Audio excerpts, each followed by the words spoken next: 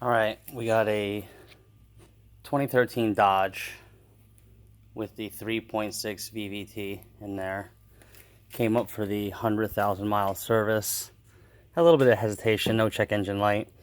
So went ahead and changed the plugs out per the specifications, and the hesitation continued. So I should have changed the intake manifold gaskets while I was down there, but I didn't. And it looks a little challenging to get off, but it's really not. There's only a few pieces that got to come off the car to get this manifold out. Snap the cover off. Take the air cleaner snorkel out.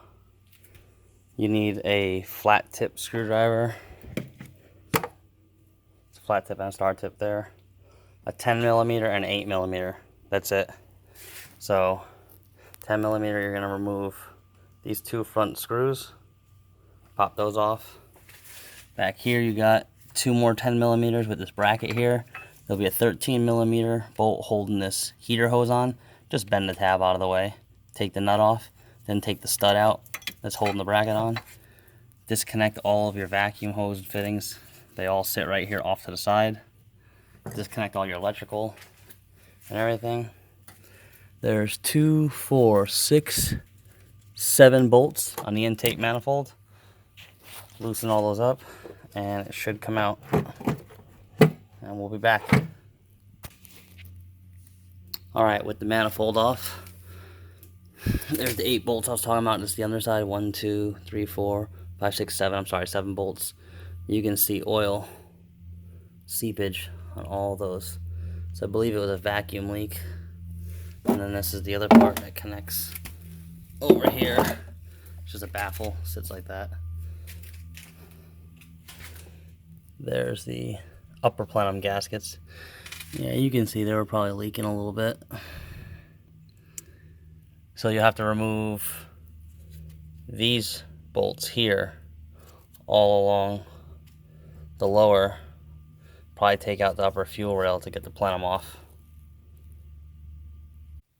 Alright, so why I said I should have changed the gaskets earlier is because the intake manifold assembly's got to come off to do the 100,000 mile spark plug service on these engines.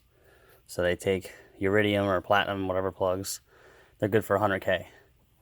While you're in here, you have this exposed. You might as well change out these gaskets, because you can see this is the second time now I'm going back in. It's a little annoying, but it's not too bad.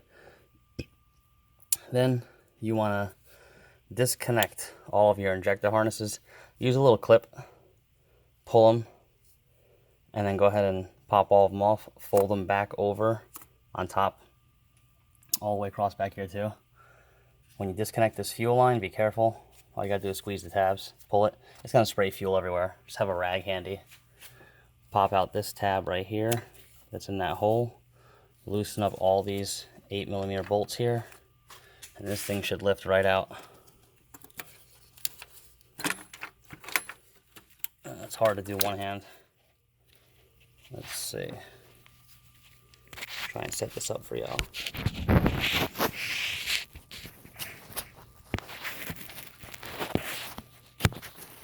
Nah, it's not gonna work. Alright. Now that we're down here, as you can see, it was probably leaking all around everything. See all that oil? So we'll go ahead and we'll seal everything back up. I think this is the oil cooler. These are the oil cooler lines, so if that ever leaks, this is what you got to do to get to your oil cooler. But installation is the reverse order. Like I said, it's 100,000 mile service. Change the plugs, change these gaskets. You'll save yourself a lot of headache. Hope you enjoyed. As always, please subscribe. Thanks.